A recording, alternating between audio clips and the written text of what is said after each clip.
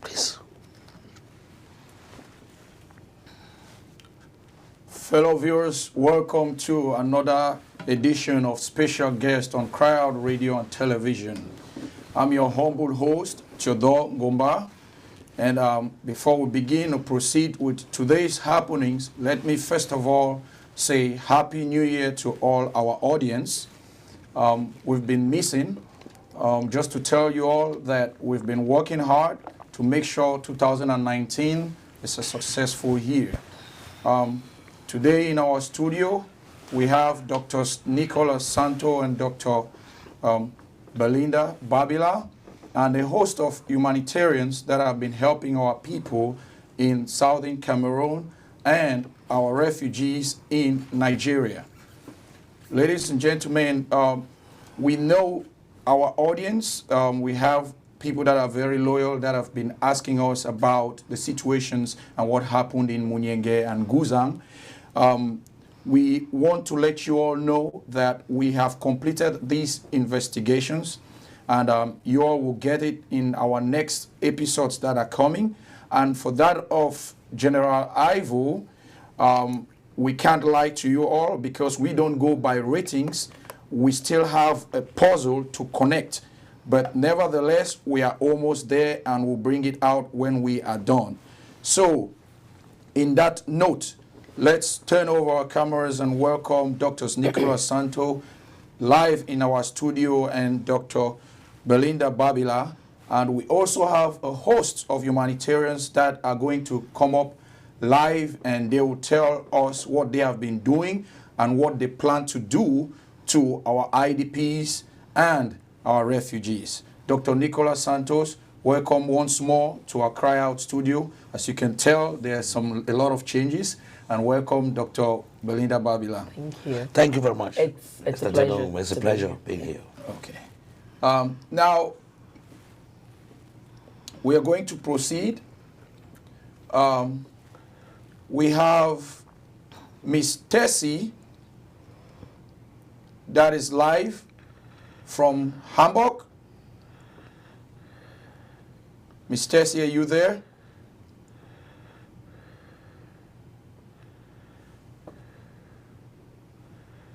Hello? Hello? Yes.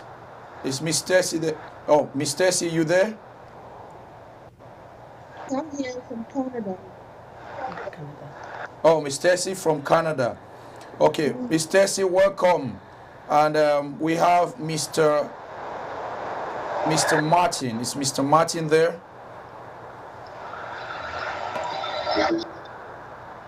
Okay, so we have Mr. Martin. Mr. Martin, welcome. Mr. Martin, can you hear us?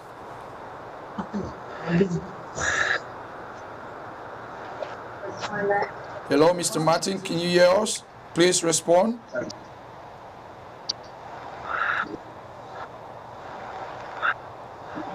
Hello, Mr. Martin. Yes, I am.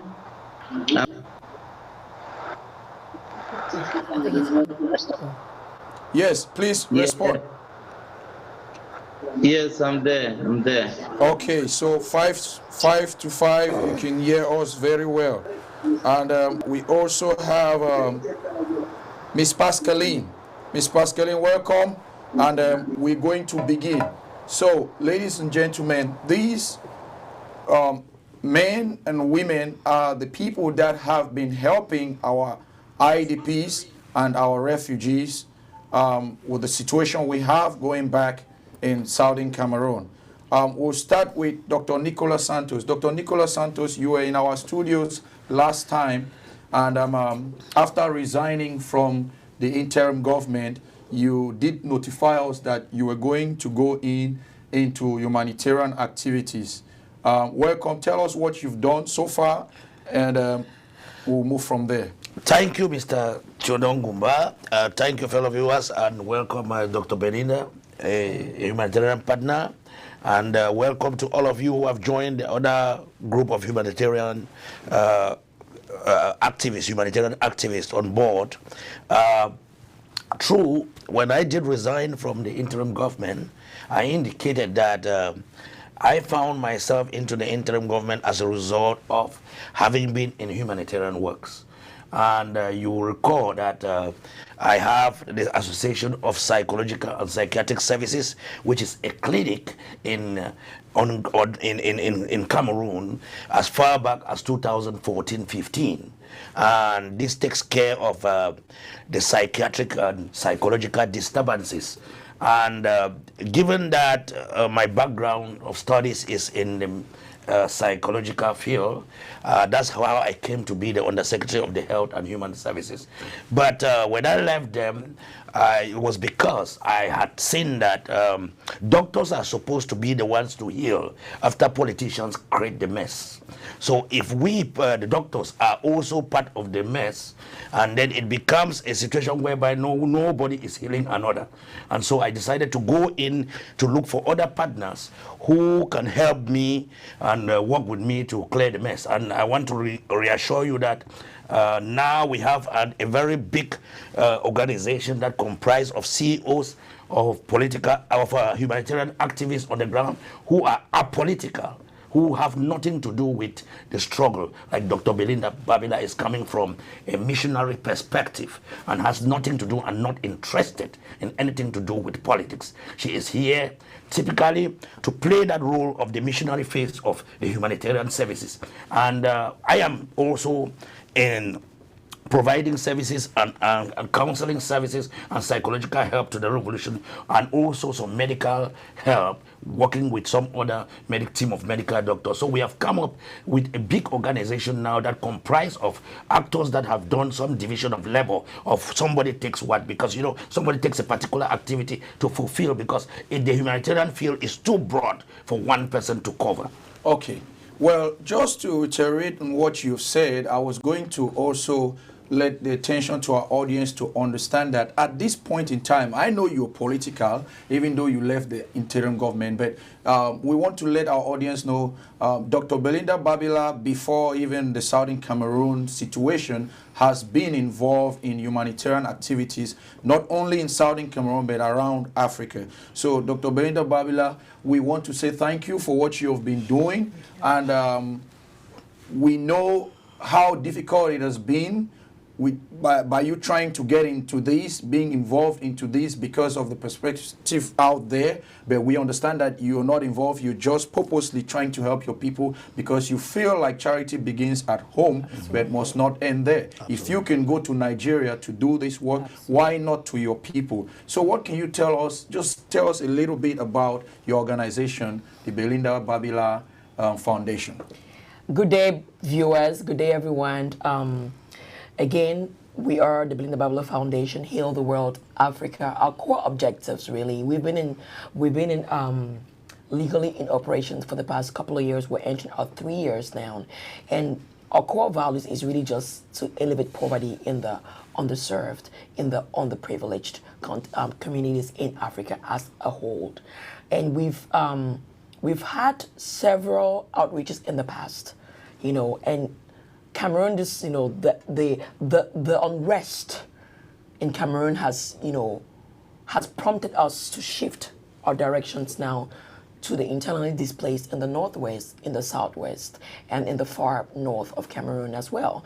And that is the umbrella which we work. We are a Christian humanitarian organization going out to really, at the end of the day, wipe the tears, to really, at the end of the day, restore hope. At the end of the day, just be a voice to the voiceless. We are apolitical.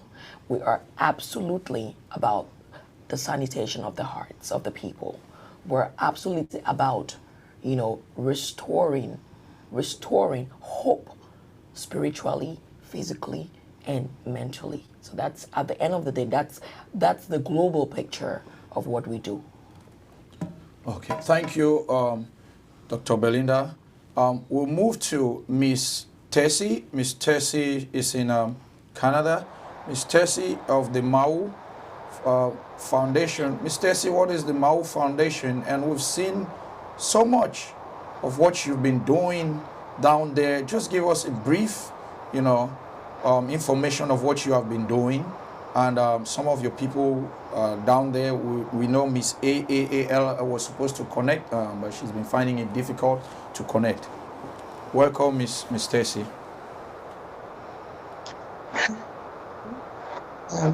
This is my contribution. Can you guys Be audible a little bit.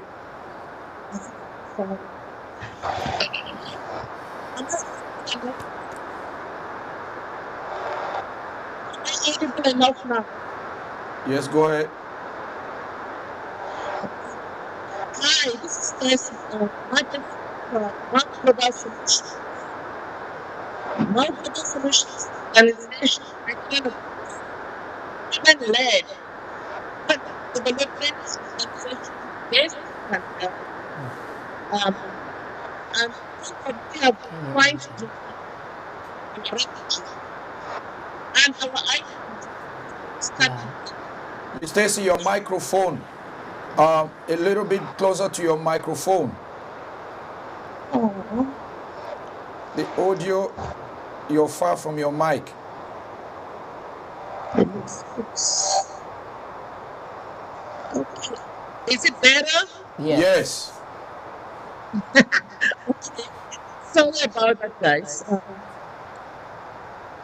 This is Martesi of Mount Global Solutions.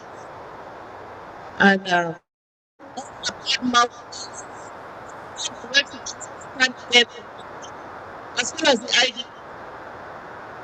where our people exist.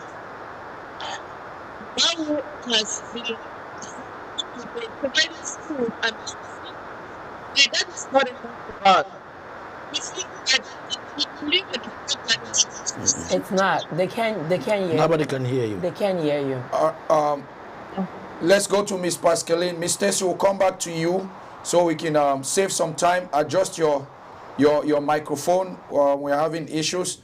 Let's go to Miss Pascaline. Miss Pascaline will be able to take you now.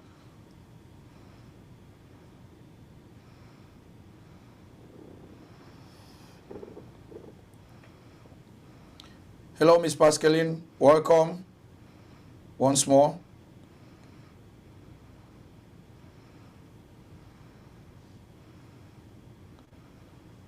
Miss Pascaline, can you hear us?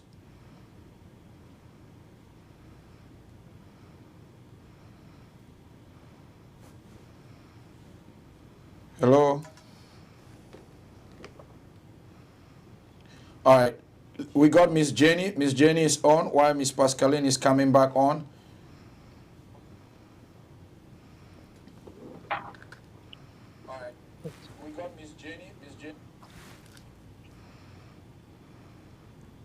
All right, Miss Jenny, welcome. Hi, welcome. Thank you. Welcome. Your audio is good. Yeah.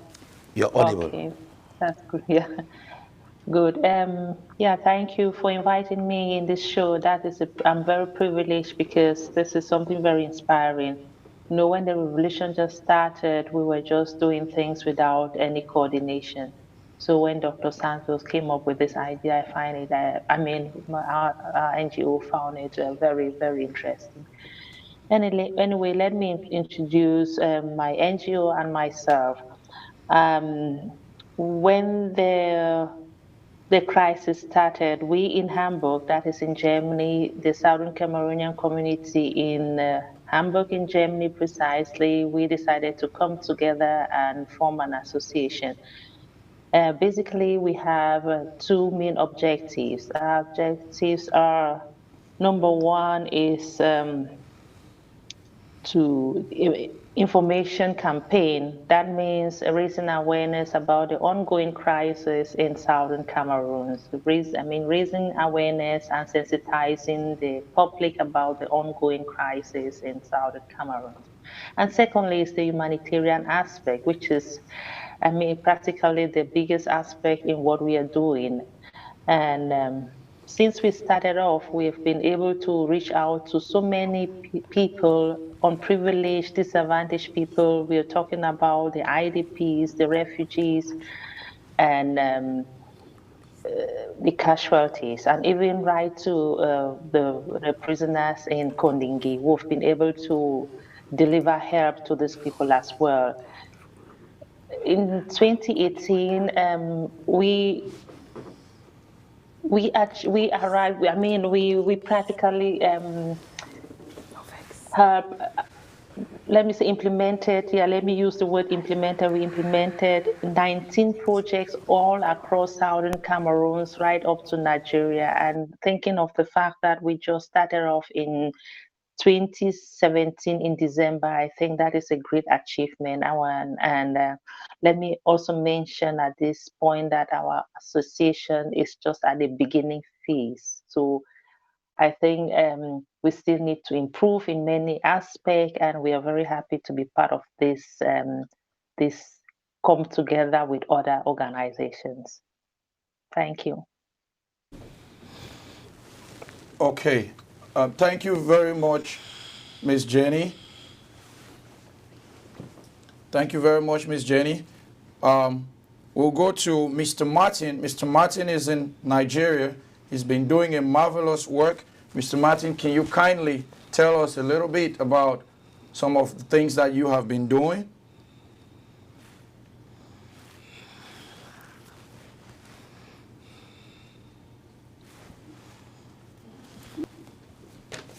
Mr. Martin, can you hear us?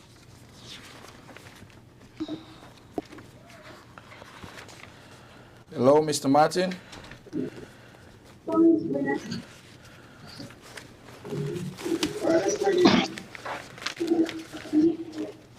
Can you hear us, Mr. Martin? Yes. Okay, go ahead. Introduce yourself and the organization and what you have been doing. Good evening to everyone. Yes, be audible.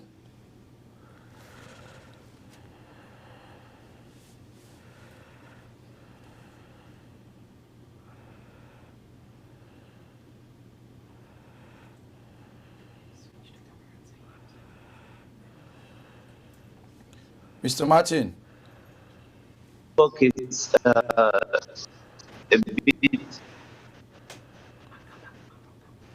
The network is not at best at the moment. But let me see what the few minutes that I have here. I'm Tim Martin, and the Executive Director of Cameroon Humanitarian Relief Initiative. This organ was united by some Cameroonians, Southern Cameroonians who are there and thinking of what they can do for their brothers and sisters who are found in the predicament they have found themselves in. So they have been involved in taking care of refugees, IDPs, and have had to 4 different localities in Burkina Faso. I just so, and our organization has been reaching us, especially in Kondi, on a bi-weekly basis. That means every month they reach out to the adults and give out food, toiletries, and other provisions that they need in prison. And we have lately also involved in reproductive health, taking care of 100 pregnant women back in Cameroon through Caritas. These are the things our organization has been doing back back there in Nigeria and in Cameroon as well.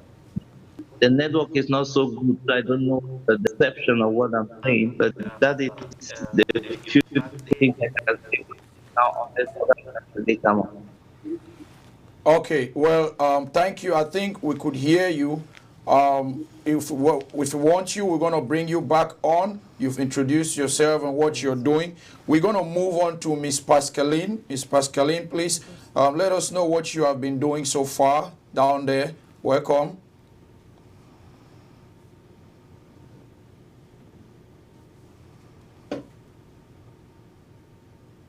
Hello, Miss Pascaline.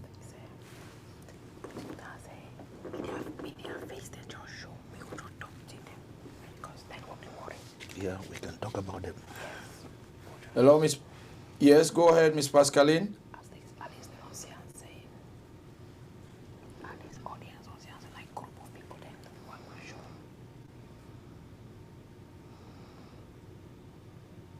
Mike.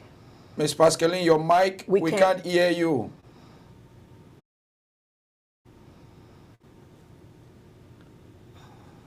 Something is wrong with your mic. We can't hear you, Miss Pascaline. No, we can't. Okay. Taxi for phone. Taxi.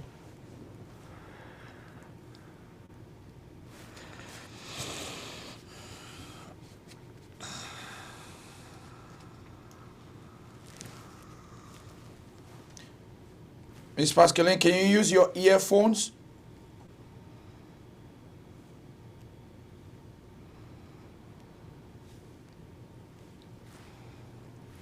Can you hear us? Miss Pascaline, can you hear us? Okay, something is wrong. You can hear us, but we can't hear you. The audience cannot hear you. Let's go to Miss Anastasia if she's on. Miss, I will come back to you. Don't worry, we're gonna come back to you.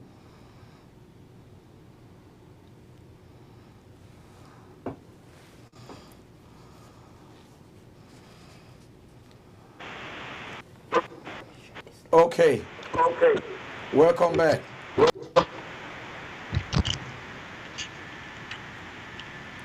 Yes, I'm on. Can you hear me? Very well.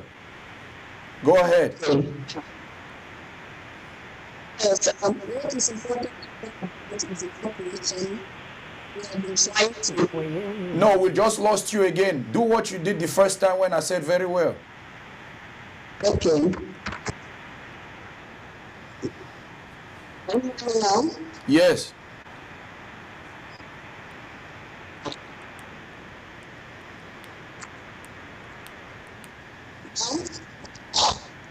I have my microphone. Go ahead.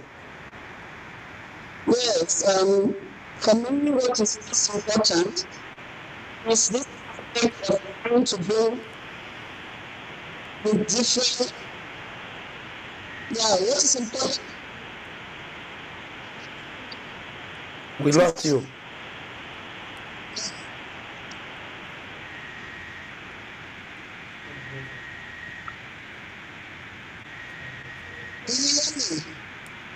We can hear you, but you're a little bit far away from your mic again. Pardon?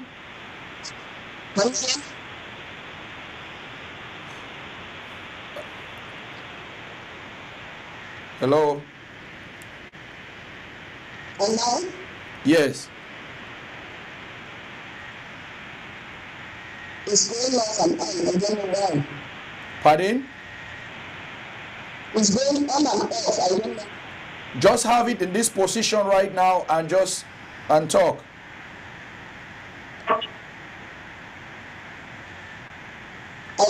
trying to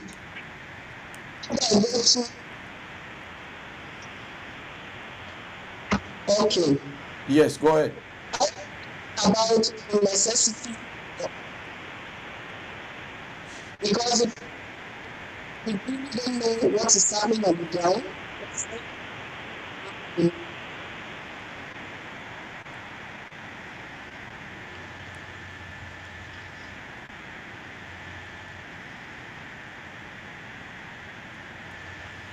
Okay, let's move to Dr. Nicolas Santos, who is here in the studio. Yeah. Dr. Nicolas Santos, we have a question for you. We know you did say that you're going to start this. How are you how are you doing to raise the funds that is needed for the work that is supposed to be done? Yeah, so far we have been somehow successful, but not too successful in raising funds. We, the members of the various organizations which came under this umbrella, we have the IOSA, African Youths of Sustainable Agriculture, SCCG, which is in Hamburg, that you have just seen the leaders of those groups, talking about Pride. We have Pride Foundation. Then we also have Dr. Belinda's Foundation, Mawu Foundation, and others. So these are people who sacrifice their own hard-earned money. They put their money into this project, and by so doing, others see that we are very committed individuals to help. So they also assist us by giving some little finances. And amongst all these foundations listed, I think Dr. Belinda Babila is the most powerful because she's been on the ground and she has done a lot of good work on the ground that we have videos here to show about.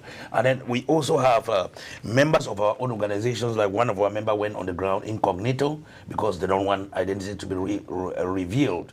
So he went and did some work for us. And then the other, like Mao Foundation and others, they have representatives on the ground who have been doing things, quite good things for the people on the ground. We'll come to those things when I will list them when the time comes. But so far as finances are concerned, we have been putting our own money into the project. Like for example, right now that we are about to put our charter, all our monies, all our finances into one basket. We don't want A, collecting receiving donations, and B, also doing the same thing. So we, of all the partners in this forum of CEOs of humanitarian foundations on the ground, have decided to choose Dr. Belinda Babila's foundation to be the basket for all the CEOs, so that she will know, and we will sit and decide who gets what to implement what according to the specialty or specialization of that group. Because here we're talking of psychological issues. She is a 501c in the United States and is tax exempt. Any money that you give, you can get back from your tax filing. And then also, it's legal in the United States. And she is versed with the terrain. And then why did we do this? We did this because we discovered that some people on the ground were getting finances from numerous organizations for the same purpose. For example, you have someone who is sick in the refugee camp who will come to A and collect money for the same thing, go to B and collect money for the same thing. So now, by networking among ourselves, we can minimize our resources, which are not even there, by not multiplying on a particular case. So. And then also, it's going to help us to focus on areas of specialty, because the humanitarian field is so broad, yes. So broad. We have teenage pregnancies, children delivering children there, and they need counseling. We have diseases that are cropping up like HIV and other sexually transmitted diseases. There's a need for condoms to be shared there, counseling to be taking place. All these children that are delivering, women don't have hospitals whereby they could deliver. Sometimes they deliver through harsh methods, and then there's lack of food, there's lack of medicine. And then also there was one pathetic case that I attended to, which was this case of one of our youths that has undergone post-traumatic stress disorder and depression to the extent psychotic depression. He was in chains. And I had to do some psychological counseling, working hand in hand with Caritas. I did an evaluation and assessment, and also with some antipsychotropic prescriptions. And the doctors of Caritas were so happy, about that case. And that case is doing now fine. So we have a lot of people there who are already depressed, who are already behaving mentally unfit, and we have to do something in different areas. That's why these organizations that we have come together as one, we have different areas of specialty that we address. Okay. Now, this question, I'll bring it down to you, Dr. Belinda. Okay. Now, the question is this. You've been down there, and we understand that there is a problem whereby our refugees are not registering. And that is a big problem. What do you think can be done so they can register, and how do they go about registering? Okay. All right. Regarding that, the UNHCR is the legal entity responsible for the refugees in Nigeria.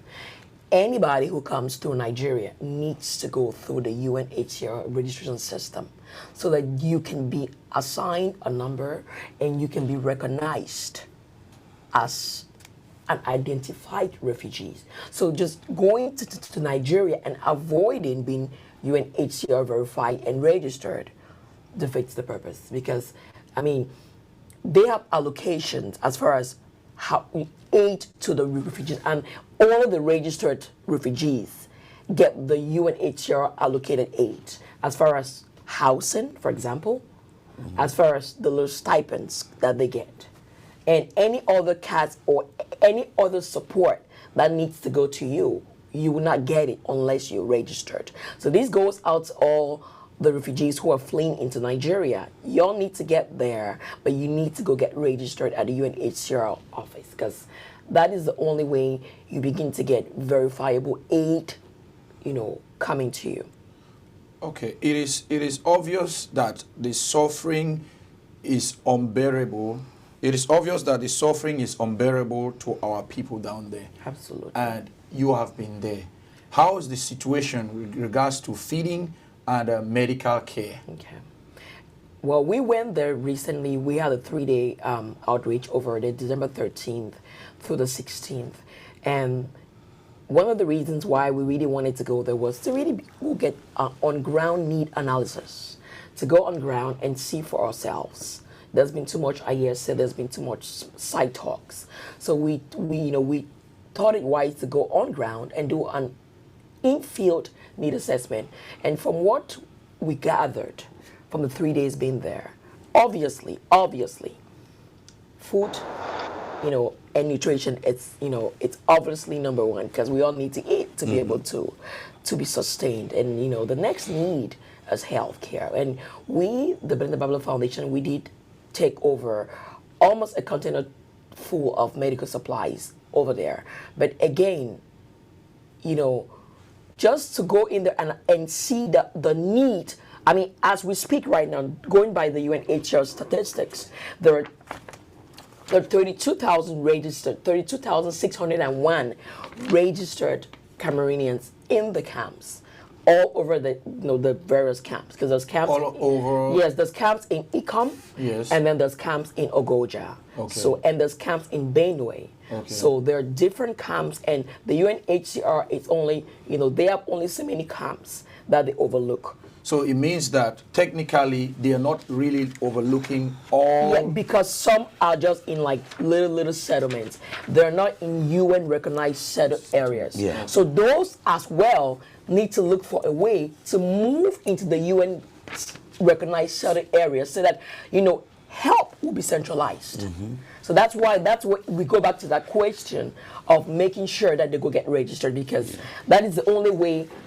Whenever aid is available, it goes to the registered centers first, because that's the centers that are authorized per se. So we're really planning on the refugees to go and get registered, go and get verified, so that you get into the systems, and then whatever benefits. The UNHCR is a huge organization. We're just NGO just sustaining, giving a helping hand, just adding on. They are the master players in here. But again, they cannot sustain the entire social problems in there. They would look at the immediate present needs, but there's some social habilitative problems that need to be addressed, and that's where NGOs come in.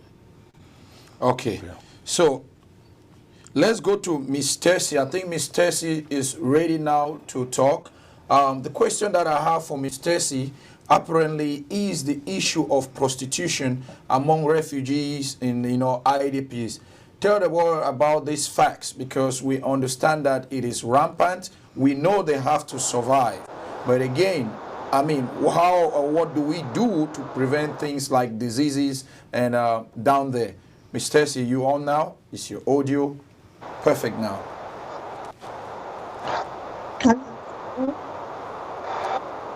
Hello?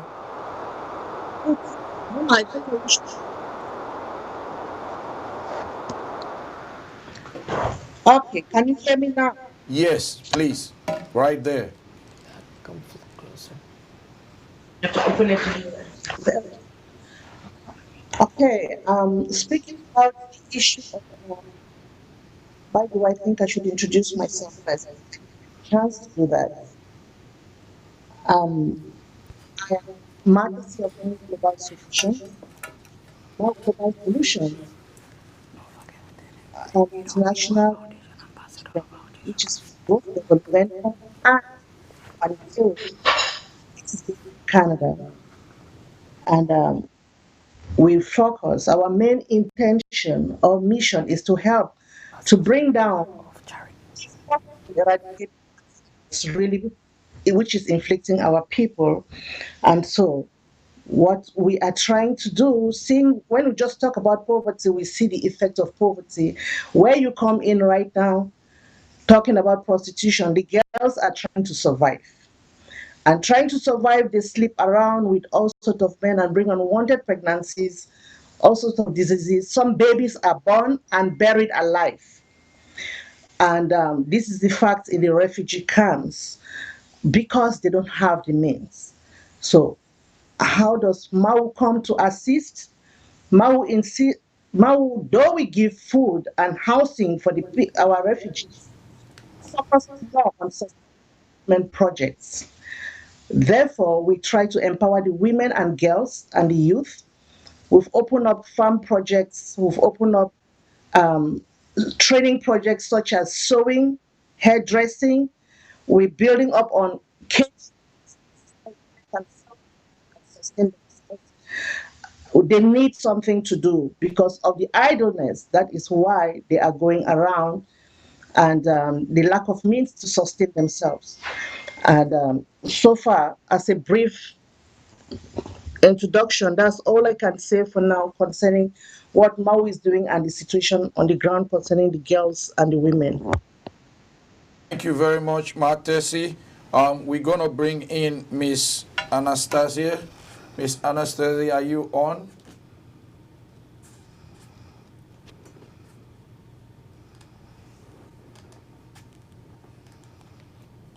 Miss Anastasia, are you on? I'm on. I don't know. Can you hear me? Yes. I don't know what's wrong. Let me see. I think I'm on. Can you hear me, Mr. Theodore? It's good. You're good.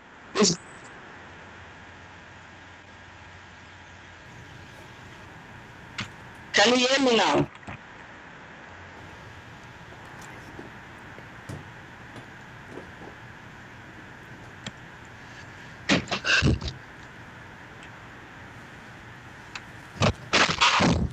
Go ahead. Okay. I am on. What? Can I? Do you have a question for me, or should I just say something about how we work? Yes.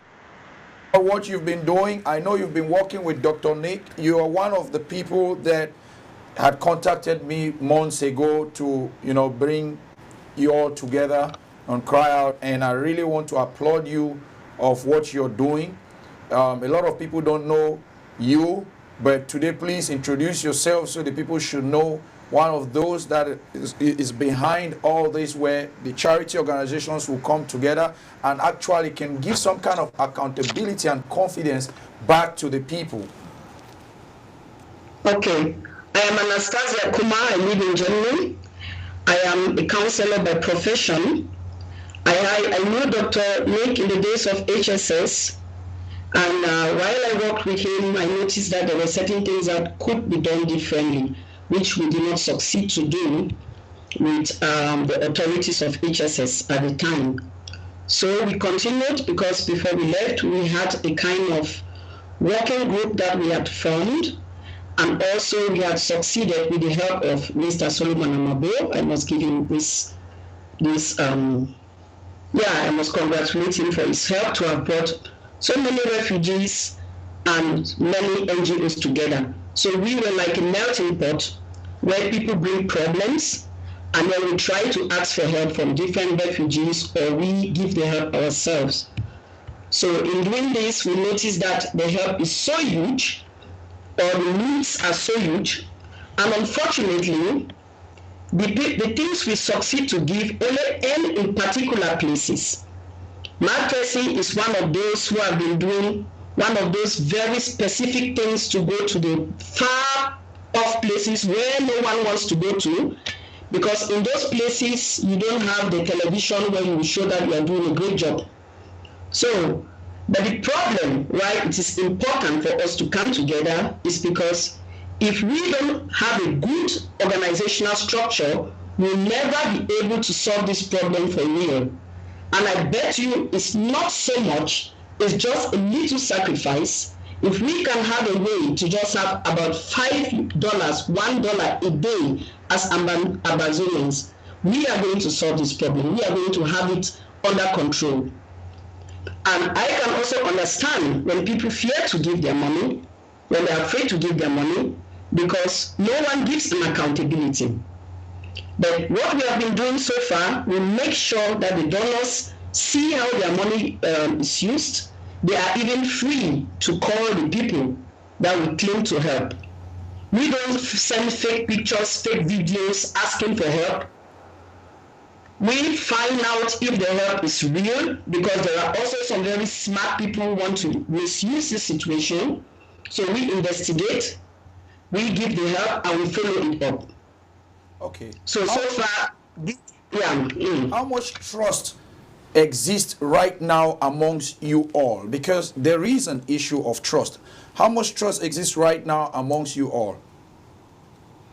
Among us NGOs that we have been working together, we have no problem, because everybody can see how transparent we have been in dealing with money, in handling issues that come to us. We have no problem, and that's why today, if we are even going to carry on a fundraising, we will have to do that only through an organization that is registered, that the government can ask for accountability, that anybody who gives his money can ask for accountability. Because this money is not our personal money. This money is because there is a problem. And so the people can trust us because this transparency is there, and there is a structure that can follow up if this money is used or not. So it's not about me giving you a GoFundMe, it's about an account with an Article 501c protecting it. Thank you. Thank you very much. Let's go back and take on Miss Pascaline. I think her audio seems to be okay now. Miss Pascaline, can you come on?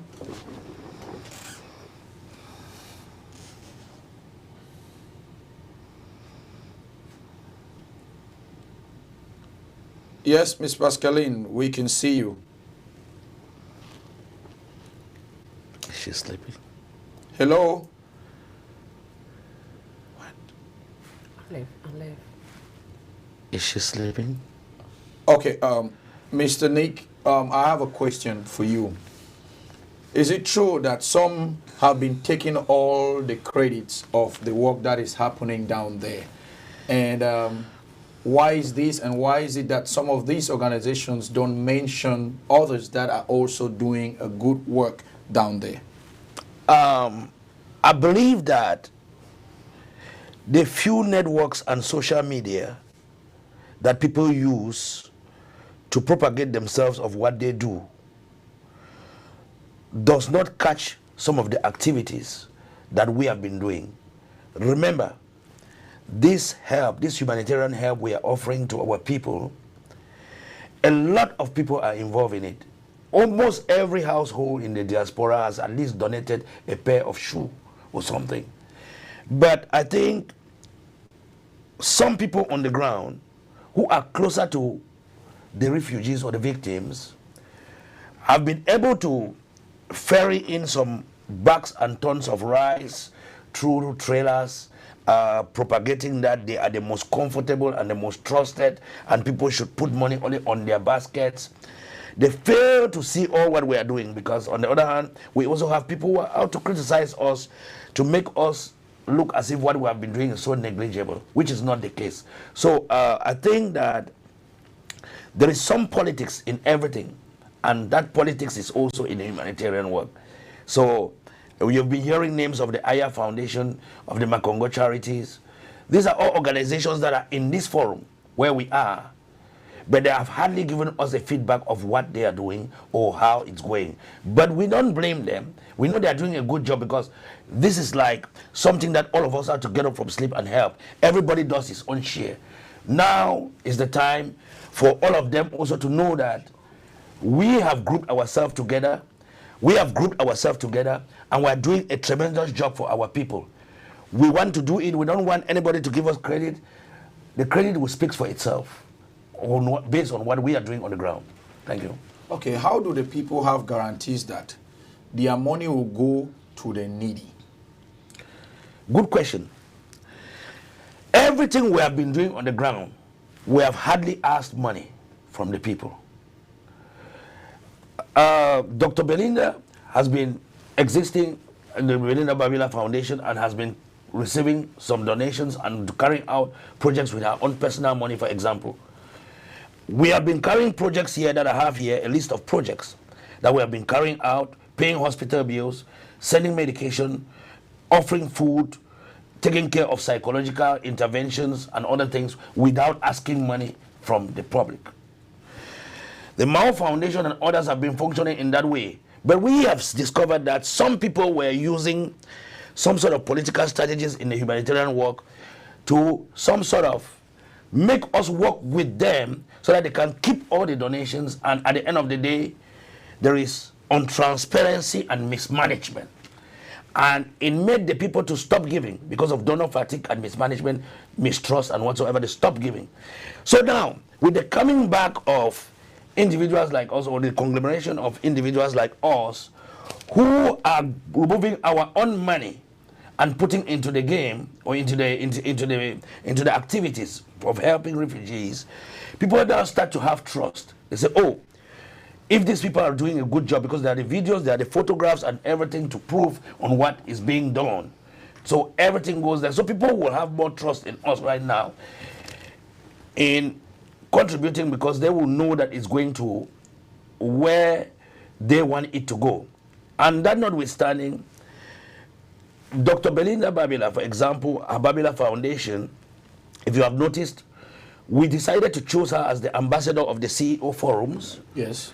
To spearhead all collection of the funds. It goes into her account. Okay.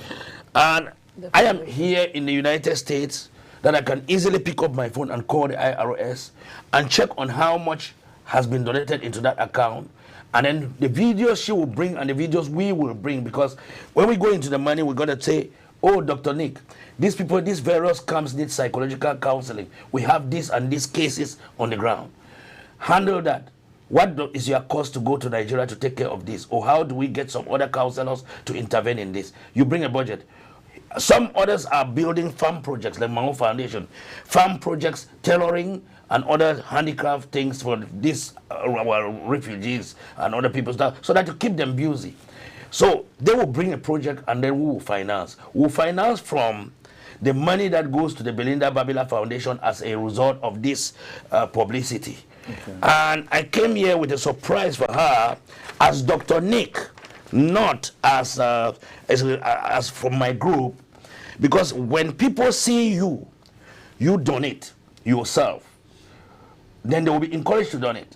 Not people only come and say, oh, I need your money, I need this, I need that. I am Dr. Nick, I'm going to put $2,000, which is 1 million francs CFA, into the Belinda Babila Foundation. Can you put it on the camera? As the ambassador. Yes. This 1 million francs CFA for my own donation personally as Dr. Nick.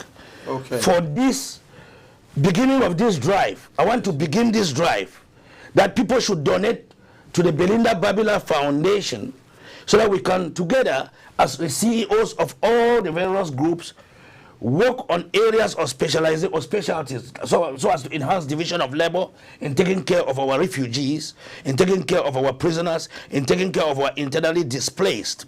So when we offer monies like this, we encourage you people to donate, each and everyone watching, viewers, donate to Dr. Belinda Babila Foundation so that she can now decide with the other members on who does what and when, because the humanitarian field is so broad. Thank you. Okay, so Dr. Belinda Babila, Dr. Nicolas Santos, I can read here, has given the sum of $2,000 to kickstart this fundraising drive. I think it merits a round of applause. That Yes, merits it a lot merits- of applause, it Dr. does Nick. merit They say charity begins at home. I like that approach. Our audience, the viewers, are definitely watching. That is an equivalent of about $1 million francs CFA. That will go a long way to our people. Now, I understand that this is a group of foundations, CEOs of different humanitarian organizations. Exactly. What us as CryOut would give as an advice is, let's use the field of medicine where you have dentists specialized in, our teeth.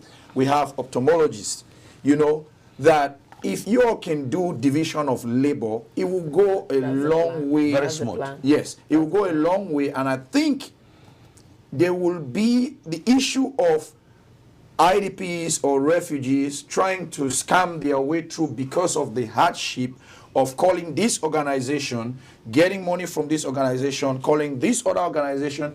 It will reduce, because now one problem comes in, all of you are aware of the problem, and you all know who specializes in handling this part. that part of a problem. It will reduce the scamming, and it will do more work to our people. Exactly. Yes. So let's move on to our next person, CEO, that is in ground one, as they call it, that is in Nigeria, Mr. Tem Martin. Mr. Tem Martin is a journalist by profession, from what I understand. Mr. Tem, are you ready?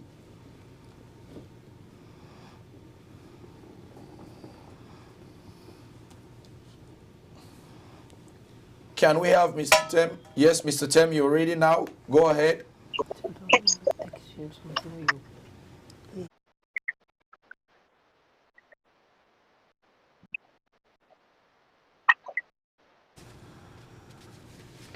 Mr. Tem, are you ready?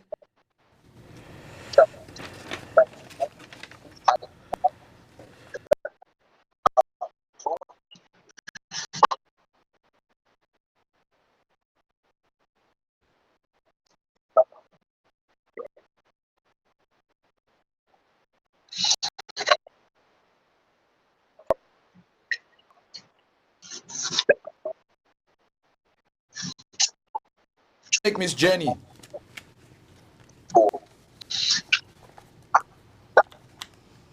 Miss Jenny. Do we have Miss Jenny?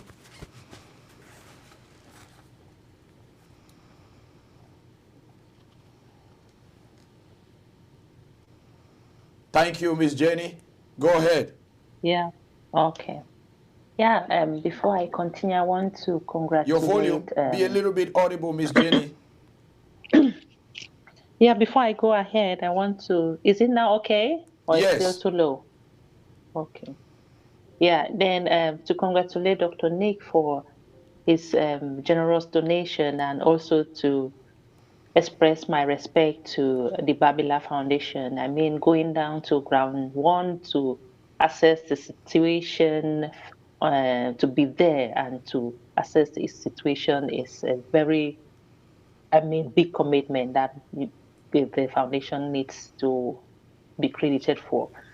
Yeah, I want to draw the attention of Dr. Santo. It is like this, this coming together is very wonderful, and it helps to reduce this duplication of action. But one thing is very important, that also those who are not in America, in the United States, we have a different approach in Europe. I can specify in Germany how we raise funds. I forgot to mention at the beginning, when I started introducing SCG Hamburg, SCG is also legalized and has, when we issue receipts, these receipts are also tax deductible. And we also have to submit our documents to the Ministry of Finance to prove that we have been, that the money that the donors gave us have been well used, not that was being misappropriated. So synergizing and coming together, we have to see how things can work in a way that we also stay credible in the eyes of the German authority. That is also one aspect, because we are legalized, we are legitimized to raise funds in Germany, in the whole of EU, and in worldwide. So we are not limited, but the issue is the administrative aspect that we also have to prove our credibility. So whatever Dr. Santo is doing, you have to take this into consideration that for us, our funds come directly into the account of SCCG, and then we implement projects. And if there are joint projects, we have to see how we can do it so that we also have something to back up when we are doing our tax declaration to the Ministry of Finance to that aspect. So, okay, coming to the projects that we have been implementing, we have adopted two orphanages, one in Bingui and another in Manfi. And in these projects, it is this orphanage, we have a long-term, it is a sustainable project, like the one in Bingui is a sustainable project. It is not something that we give the people food and medication once and then we leave. No, we're beginning by buying them beds, bunk beds, and we need 16 of them, since in that particular orphanage in Bingui, there are 33 kids that this lady is taking care of. And when they came to us, they were just living in, a very deplorable condition. So now we have been able to supply them with 12 bunk beds. We still need, with 8 bunk beds. We still need to go ahead and give them more and supply them more bunk beds. What is also pending is also the toilets. They need good toilets. Their building also has to be renovated. There are many things that we have to do. And beside all of this project, these orphanages that we are sustaining, we also embarked on helping the IDPs, and we also help the refugees. Our last project with the refugees on ground one was in December, when we sent help to some refugees in Abuja that call on our help. The good thing about us is that we are on website, so people now know about us. They send us letters. You can contact us through our info@sccg.de, and many of the Amazonians are now, or Southern Cameroonians are now contacting us through this email or through when they get to know our website. What is very important in this forum where we are, where Dr. Santo and the Babila Foundation has brought us together, is to see that we don't duplicate actions, is to coordinate actions and distribute the task. That will be very excellent if we can work in that manner. Thank you. About that question. Okay, thank you very much. Dr. Nick, say something about what she just said. Yeah, I'm so glad about her reminding us about that aspect of finances. You know, so far as he's running an NGO, which is also 501c in Germany, she will proceed in the usual manner she has been doing of collecting her monies. And Dr. Babila Foundation will proceed in the same manner in the US to collect the money. She can collect from Germany and Europe. And at the end of the day, we will meet in our CEO forums and we will know who has had what or what. Then we will divide the various, we'll distribute the various functions or duties or tasks, and then we can finance who to fulfill what. So for that, there is virtually no problem.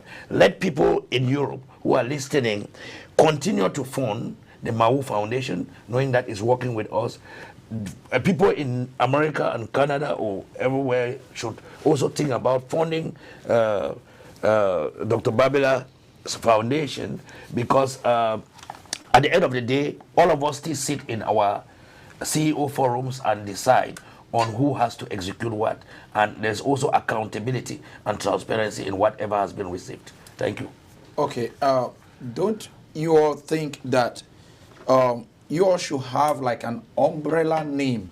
Because from that, I understand there might be some conflicts. For example, you all are already independent organizations. Yes. Now, somebody maybe in South Africa have known Dr. Belinda Babila's foundation and decided to make, a donation towards that. Is it that from now onward, any donation that comes in goes for the IDPs, the refugees in Cameroon? Because, we don't want a situation where by the end of the day, there is some kind of conflict amongst you all. Why can't it be kind of like a forum or a name that stands for everybody, and an account separate from Dr. Belinda Babila's foundation? Or how are you all going to solve that? Okay. Yeah. Well, being that this is a group of registered, I mean, this is a group of, in this group, Yes. some of the charitable organizations are not registered. Okay. So, but they're doing charity work. Yes. So they don't have a legalized portal of system where they can report whatever has been given to them, or the donors can get tax benefits. So the reason why we had to come up with this was because we needed, like a hub where, because at the end of the year we give tax letters. This is tax season.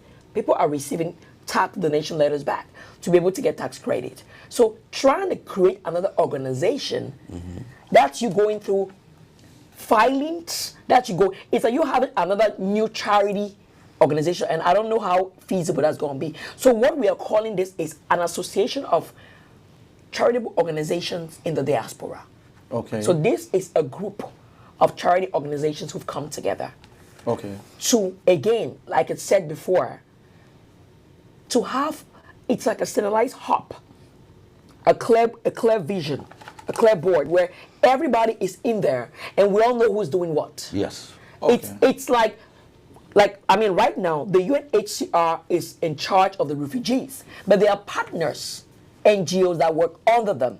There are partners, organizations that work under them. They are like the grandfather of everybody else. So this is more of, let's be in a one hub, because we're doing the same things in our different areas. But now let's structurize it.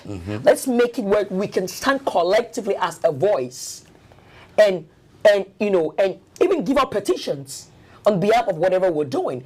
The more we come together, the greater the effect. In addition to that, in the forum, we discuss about cases in accordance with the need. We take more critical cases first. We address more critical cases first. For example, if we have about 5 people who are in hospital suffering from diabetes and high blood or other kind of things, or we have to focus on that, on saving the life first, before we focus on other lesser issues of emergency. So each and every member of an organization within this body comes up with earmarked projects, what kind of projects they want to undertake, what are the emergency situations attached to these projects. For example, this is rainy season. There may be a need to have some people who are homeless, or some people who are who don't have anything to eat and going to be exposed to the bad weather. We have to address that first by sheltering them, providing them warm clothes, and perhaps before coming to address a situation of someone who is well established already. So we follow the needs. We prioritize. Yes. Okay. Exactly. All right, that's good. If you prioritize, that's good. Okay, I think Miss Pascaline is on now. She says she's ready. Can you relay us to Miss Pascaline? Miss Pascaline, tell us a little bit.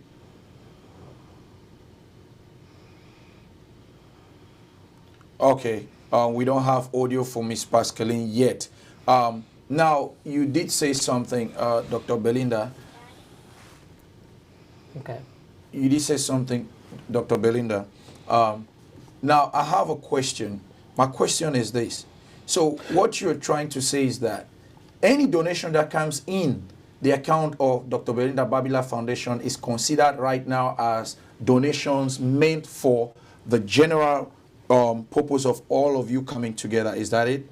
That's it. That's the goal. But again, the Belinda Babila Foundation is a foundation that has been in existence for the past 2 years, going on 3 years. Correct. We have our different standardized campaigns that we run. Yes. One of them is the disaster relief, which that's the reason why we're under the refugees and the internally displaced in the northwest and southwest of Cameroon. Yes. But we have other standardized activities that we carry. Yes. We have orphanages that we sustain, like Sister Jenny had said. We have orphanages, St. Arnel in Bonneberry. We have St. Joseph in Bamenda that we sustain on monthly basis or as needs, as our resources permit us. Yes. We sustain. We have widows that we sustain on a constant. We've been following these widows for the past couple of years. We have orphans that we sustain. So we have projects that we've already been doing that are part of our different campaigns.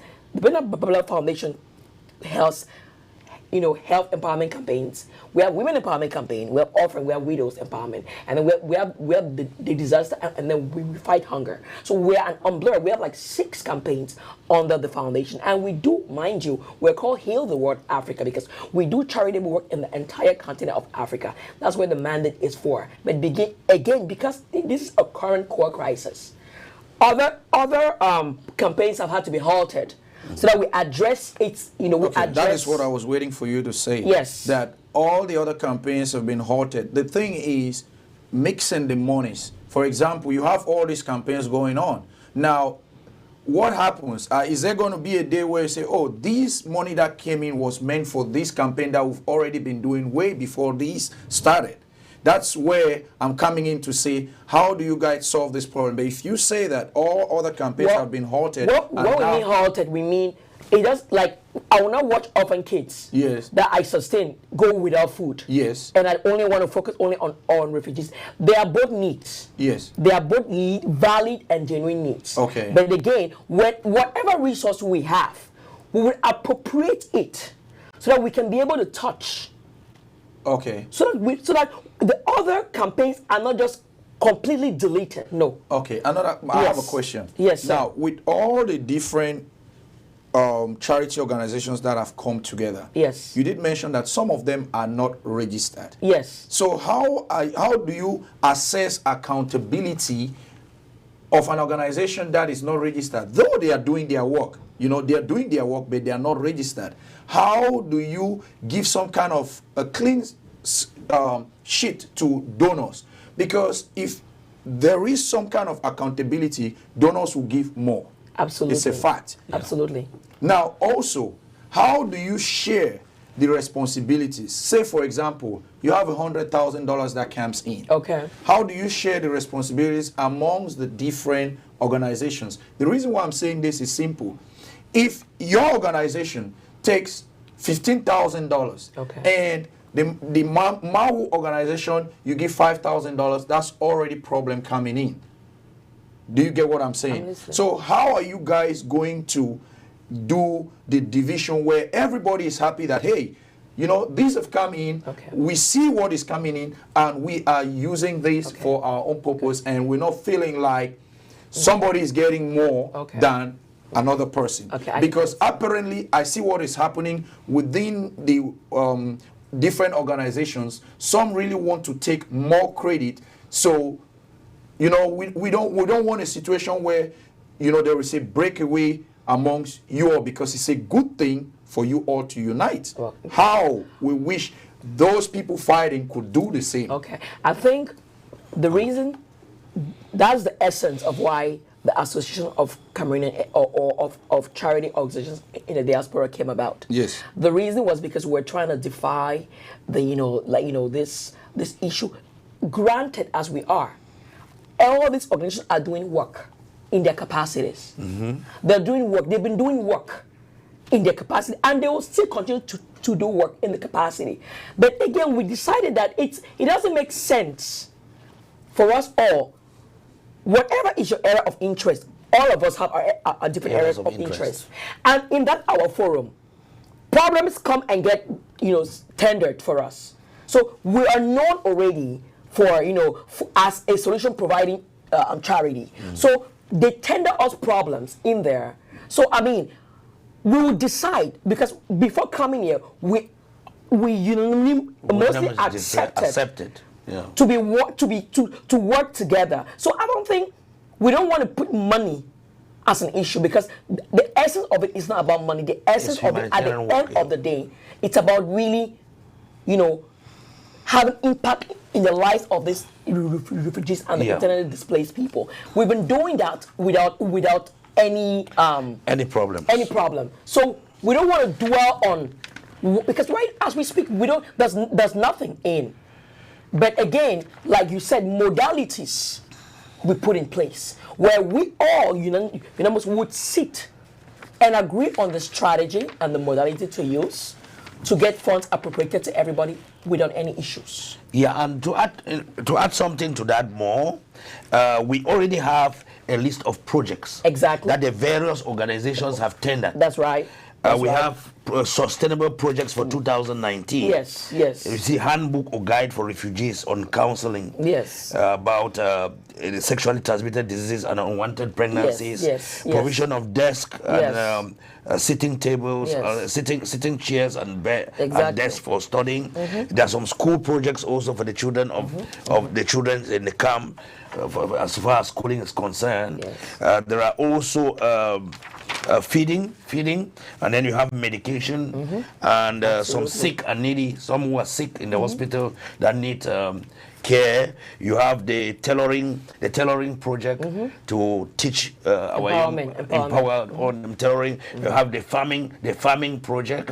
You have Dr. Belinda Babila's other projects in Cameroon, and then all those have been tabled so that we know exactly who wants to do what, you know. So in that sense, when the money comes in, we will know exactly who can be given what to follow up what and bring back the results to the forum. So in that sense, I think we don't want to replicate what is happening in the political arena of the division and fighting and quarreling, because I remember when I was here last time, I told you that to be able to function as a humanitarian, there are a lot of humanitarian opportunists.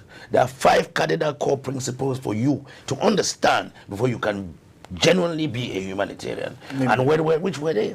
I talked of the principle of beneficence.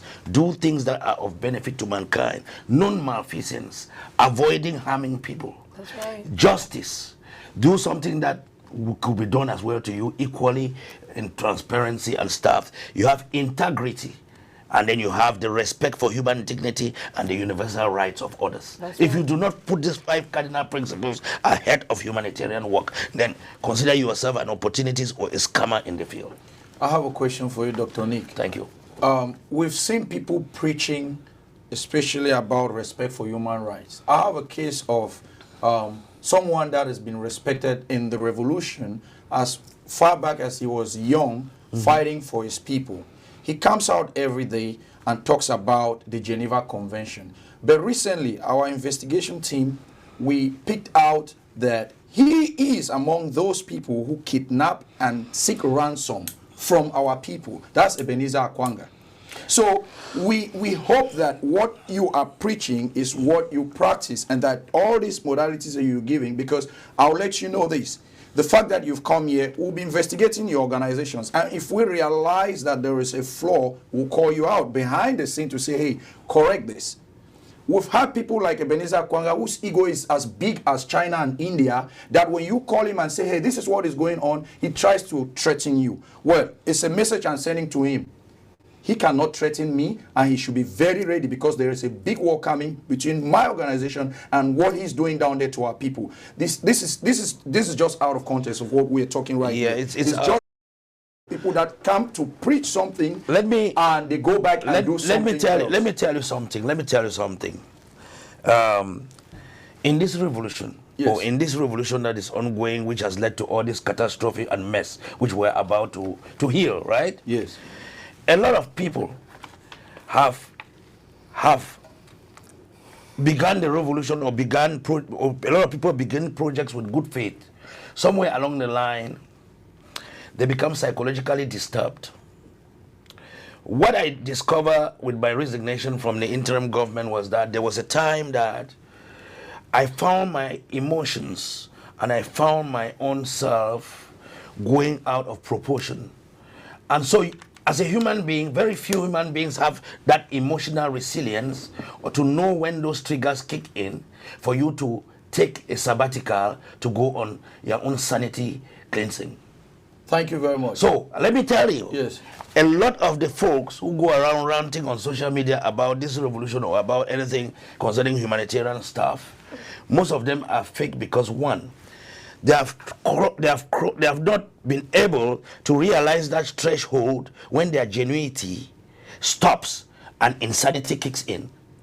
So when you take some sabbatical leave and go into your own counseling yourself, you become more you re-energize to come back and be more sensible in what you are doing. Yeah. Can you take it upon yourself yes, to consult those leaders individually if you pick out that some of them are actually going through what you're just explaining right now? Because it will help. Don't just focus or concentrate on the refugees and the IDPs. As human, we go through periods of time where we might be going through this phase in our lives. And that's your field. You see them every day, they come out there. Some of them are actually having psychological problems. To be candid, I discussed this with Dr. Belinda last night. Fortunately enough, Dr. Belinda is a minister and is also a religious counselor. She ministers. Spiritually, she's strong. And I discussed with her this from the therapeutic angle. Yes. I told her that candidly, the effects of this revolution may go for 100 years. What do you think about a child getting up in the morning and to find the head, a man that has been beheaded, and the head is lying on the staircase? What do you expect will be that child's future? How will he lead a successful life? What do you think about the gunshots that 2 years or 3 years children happen to hear and go under the bed? What do you think about a situation whereby somebody was 2 minutes talking to you and was just shot in cool blood in front of you? It has left a lot of people traumatized, suffering from post-traumatic stress disorder, panic phobia, and depression. And you know, we don't have the same kind of resilience. The way I will be depressed is not the way you'll be depressed. Some people's depression may even go to become psychotic. Psychotic means there's the delusion and hallucination aspect of it, and you are almost tilting towards schizophrenia. That's right. So they will be walking and talking by themselves on the streets. These are things, and in this revolution, or in this human catastrophe where we are now, people are undergoing their worst. You can see people who began talking peacefully about this revolution have now become something else. You can see one of my uncle and neighbors was kidnapped 48 hours ago, and I received a phone call and I wrote it online. This man is a peaceful man. He doesn't know anything about anything concerning revolution. They came and asked him to bring guns. He said he had his 10 guns for going to CryOut, and he went to Ndop. And seeing that there were forces all over the place, he did not return with the gun. He disposed of it for his own safety. They told him to put on his pullovers, follow them, and they took him to the bush for 48 hours. When they saw that communique that I sent out, that that's my relative that has been kidnapped, I cannot be helping helping people, and then my own relatives are kidnapped. So what happened? He was just released today. Oh, that's good. He was released today. He was not touched. What about somebody? Many people have suffered this fate.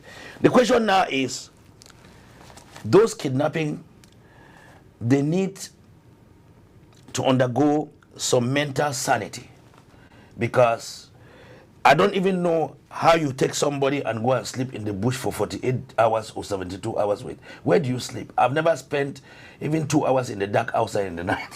Well, Dr. Nick, see, the problem actually, you should understand, when you carry gun, you have to survive. Some of the problems, some of the fighters, they're on drugs. Now, that is not even the issue. The issue is the leaders abroad collect money and don't send it. They don't fulfill their promises to those guys. So those guys carrying guns, they have no option but to make sure that they can make money to do what they have to do. That is the frustration. You see what I'm saying? That is the frustration.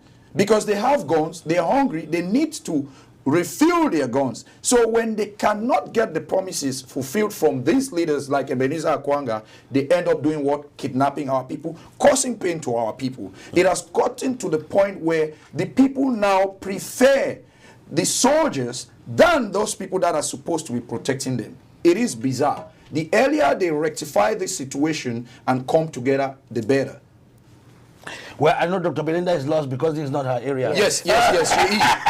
We're very sorry, Dr. Belinda. We're sorry to put you through this. We'll move on to I'm like, are we still doing a charity organization throughout here? We'll move on to Mr. Tem Martin if he's ready. I am totally lost. This is the psychological, though. Yeah, the war has to do with the I know, psychological. and that's So really it's my part. that's what we're doing is we're Mental sanity. salvaging the aftermath of the crisis. Crisis. Because it has left people, going through a lot of mental issue. I mean, right now, our approach is body, mind, and soul. It's a holistic approach at this level. Yeah. Because it's not only about the physical, and that's why we come in strong with the Word of God as well. Because to me, I believe that's the number one medicine before you go take chemicals.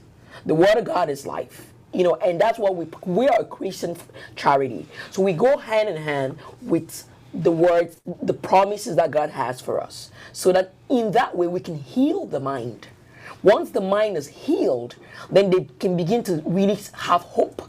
They can begin to really want to, regain strength. Because the truth is, some kind of power needs to re-strengthen you after you've gone through such desperation and such deplorable conditions. So we are very, very big in aligning spirituality with our humanitarian activities. And that's why during our last outreach, we had an awesome time. We actually had church service at the camp. That was one of my most memorable moments in my entire existence. To go in there and see in the midst of their pain. And like you told me, you bought some seats for children who were attending church service sitting on the floor. Actually, we've not even got in there. When we got doing the need assessment, adults obviously don't have chairs. They rent chairs for church. So the kids, as we speak, sit on the floor. So I came back and we started a drive to buy 1,000 chairs. Wow. The kids I wish they can show pictures as I'm speaking right now. I wish the media guys can show us. They are on the floor. They sit on the floor to attend church service. There's some things that when you wait, I bet, again, let me not digress. The church service we had, I could see the power of God at work. People they've left their homes thousands of miles away. They've left everything they worked for, entirely, houses burnt. Listen, I tell people, until you go, we're speaking on an empathetic level. But if this had happened to you, so what I always do is I put myself in somebody's shoes. What if it were me? Where do I start? Just imagine you losing everything. That's a valid cost to go mental. That's a valid cost to go insane. Yeah, losing everything in your life. That's a valid cost. Everything. To get up and want to be bitter with everybody. So how do we salvage that? How do we get the mind back? Bring the mind back to a positive state where you can be able to get that momentum to get yourself back together to want to run again. To me, it takes the Word of God and counseling. Yeah. Those counseling, where I and you share much in common. Yes. Is because as a therapist, we have the cognitive behavioral therapy. Exactly. Which uses the rational emotive Christian behavioral therapy. Absolutely. So sometimes when you are faced with a challenging client, sometimes when you adopt this approach, it works best. It works best. And that's where treatment plans are done. Yeah, treatment plans are done. And whichever approach would bring the best, because at the end of the day, we're worried about results. If we're doing all of this and results are not attained, to me it's frustrating. It's pointless. Yeah. At the end of the day, numbers are put in, and then we do we reevaluate. We assess the problem. Obviously, get a plan, implement it, reevaluate it, and see if the plan is working, and they keep going from there. It's just the same process over and over. Like again, I said, we're at church service, and amazingly, I was so touched, I was in tears to see how people can still trust God in the midst of what they didn't ask for. They could still stand and glorify God in the midst of the effects of things that they never bargained for. That's where you know that indeed there's power in the Word of God and there's power in God. And that's where, as a Christian charity / we are very big on that. We're very big on that, making sure that, at the end of the day, we go back to instill hope in that lost situation. Okay. Instill, beliefs, in a situation of despair where they know that, and that's where we're coming together as a group of, charities with our different empowerment programs. Yes. Okay. To see into either at the end of the day, from that zero that they are, they become heroes. From that despair that they are, they become victor. At the end of the day, they leave Nigeria. Whenever God's going to bless this crisis to stop, they go back home empowered. I'll add one thing. Yes. Sorry. The viewers can take a look at the composition of the members of the CEO forums. Yes. You will judge for yourself that there is none there who is not well to do somehow. The problem has always come with corruption, embezzlement, mismanagement, because when you take people who don't have to eat and entrust them money, what becomes of that? They take care of their needs first.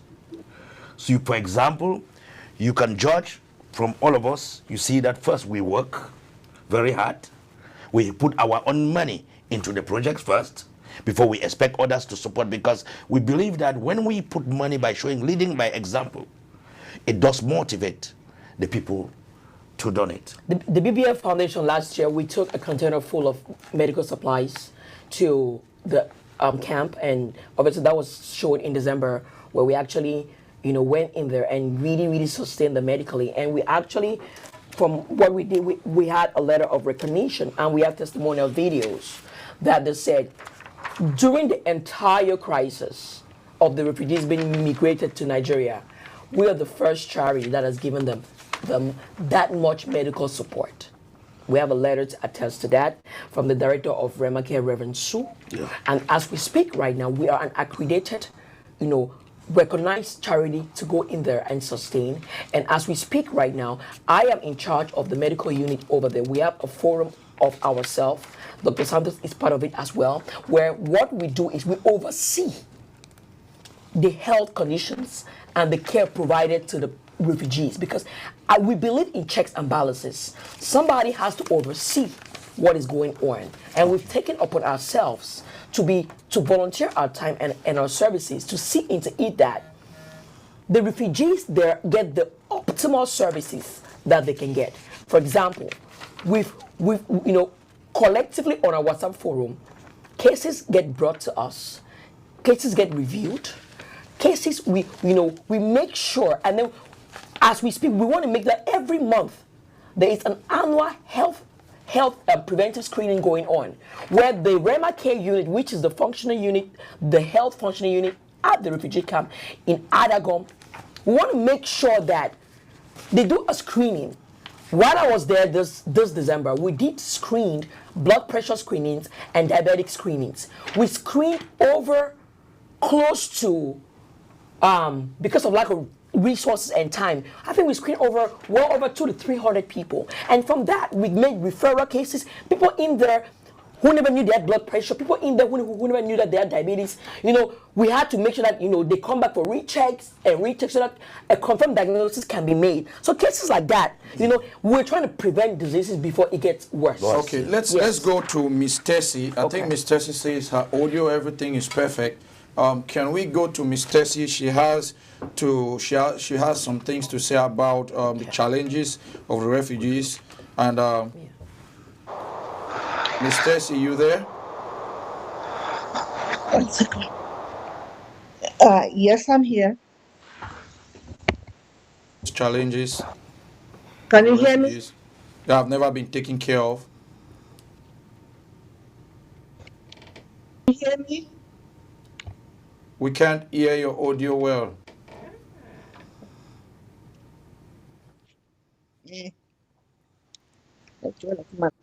Hello, Miss Tessie. One second.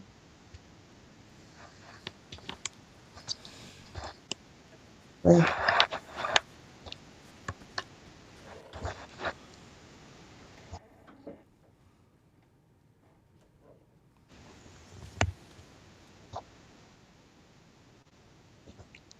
Hello, can you hear me? Yes, Yes. we can hear you now.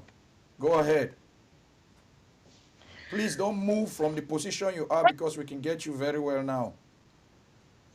Is that from my observation, refugees in the camp, everybody will leave from wherever and they go to the camps with all the goods to share to the refugees in the various camps. But because I have people on the ground in various localities, there is a serious challenge. And this challenge is the fact that we have thousands of refugees that none of them has ever had a single grain of help from any organizations, either it is the United Nations themselves, they have not been there. We have presently, at last week, we had a guest speaker at the Mau meeting who came from one of the neighboring Calabar villages. He is in charge of 22 villages, which are more than 1,500 refugees over there. But these people have never had assistance from anybody. The people of Obuduranch, for example, for the past 6 months, they have not had help from nobody. The United Nations has not gone there to distribute food because everyone is concentrating on the camps. This is something of importance to raise awareness that as we try to reach out to these ones in the suburbs, the help that we are giving is not enough. So people should know that refugees are not only in those central camps, there are thousands of our people in various localities suffering with no assistance. Presently, I'm speaking, there is one in the hospital with an accident. His legs are totally shattered, and we need assistance to help him. He's not of the camp, but he's of one of those bush localities. So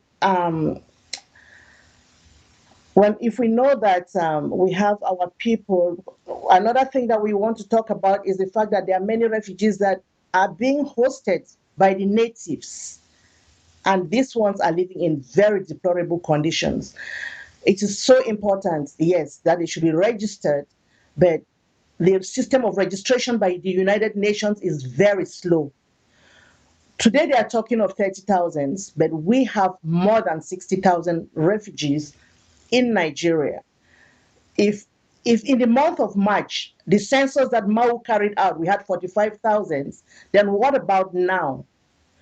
So please, we want to go more to know that the camps that have been provided for our refugees cannot accommodate all. So we have our people in other places. As we are giving help, we should think of these ones in remote areas. That is why MAU is trying in all its ways to carry out empowerment in these areas, encourage them to have community farming so that they can be able to produce food and take care of themselves, and even to sell so that even if they are sick, they can be able to have money to take their patients to the hospital.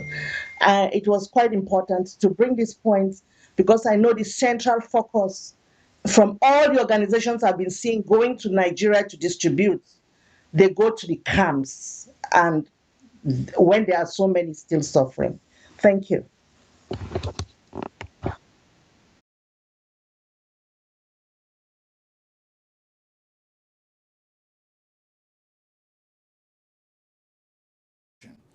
On January 18th, 2019, the Center for Human Rights and Democracy in Africa, that is an organization being led by Barrister Agbobala, visited a health facility in Buea, the southwest region of Cameroon, where they met with Atabong Mabel and her 3-week-old baby. Can you put the pictures of the baby? Yes, the picture of this baby really touched our hearts here in the studio. The 3-week-old baby was admitted and is deteriorating due to the issue of these armed conflicts in the said region. It is certain that the baby was delivered via surgical operation and that the same 3-week-old baby has gone through many surgical operations. The several surgical operations are because the baby was diagnosed of spinal bifida and hernia. It is reported, I'm just reading based on the information that was put up by Barrister Bala. So it is reported that the outstanding bill for the spinal surgery stands at 750,000 francs CFA, which is approximately about $1,302, plus an outstanding pharmacy and bed space bill of 96,900 francs CFA, which in dollars is $168. Now, CHRDA therefore pleads on the persons of goodwill to contribute funds to save the life of this baby and assist the nursing mother in affording proper nutrition and care for herself and her tender. Please, if you want to contribute, if this baby, if you see the picture and it touches your heart, send your contributions, and you can make it through this Orange Mobile Money 681-03-1765. Producer, can you put this number? Obviously, the zip code of the country, Cameroon, is +237, and the phone number is 681-03-1765. The MTN Mobile Money is +237 658 676698.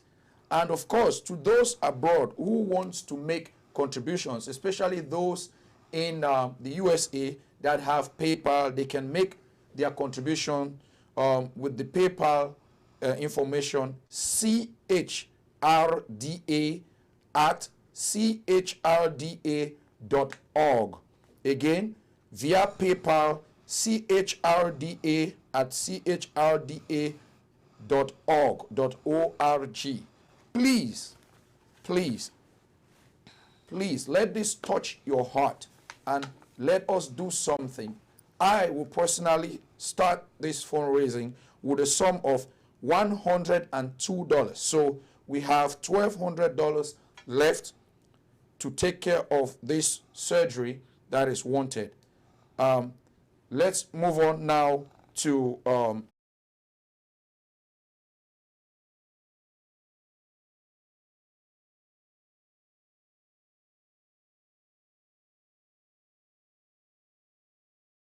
vision to help our brothers that have decided to come together, that they've sat and they've thought about it like, we can't do this by ourselves, but if we come together, like it is said, that many hands do light work. So they've decided to come together as one to do the work for our people back home, those that are IDPs and those refugees in Nigeria. We are going to put the information out there for contributions. You can contribute to them. We'll do our best to, every now and then to find out, what they are doing and how our people are receiving this assistance. Can you send us or put us the information of how people can contribute to the Belinda Babila Foundation? Also, Belinda Babila Foundation, do you have a website, Ms. Belinda? Yes, we do. Everything I sent you, everything. Okay, what is your website so you can say it and also read the information of how they can contribute? Yeah, the website is www.healtheworldafrica. The Africa is with a K.com. You guys can contribute. You can write a check to the foundation's account, which is Belinda Babila Foundation. So you make the check payable to Belinda Babila Foundation. We have a Cash App as well. And the Cash App number is $, or the Cash App name is $B Babila. And it's spelled B-A-B-I-L-A. And we have a Zelle account, or rather the Cash App number to give to, it's 214-916-8240. 214-916-8240. We have a Zelle as well. And Zelle portal, you just need to use the phone number. It's 214-916-8240. 214-916-8240. Okay. And we also have a PayPal. The PayPal is just donate, or just donate at Belinda Babila Foundation, or you just send an email to Belinda Babila Foundation at gmail.com. Okay, yes. I think the producer has it down there. It's scrolling on our lower third, so the people can see it. Yes, that is the Heal the World Africa.com. That's the website. Yes. You can see there on our lower thirds of how you can contribute. Contributions to the Belinda Babila Foundation will go a long way to assist the ladies, these gentlemen that have decided to come together and bring aid, bring help to our people that are suffering. Dr. Nick, you have something to say. Yeah, it's rather pathetic seeing this issue of this newborn baby going through all this. There is one pressing case or urgent case that we have as well, a cancer case.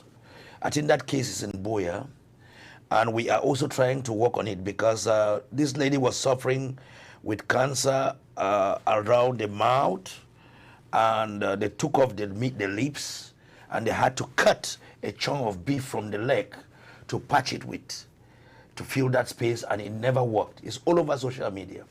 I think John Chester, Violet. yes, she's about to be flown to India.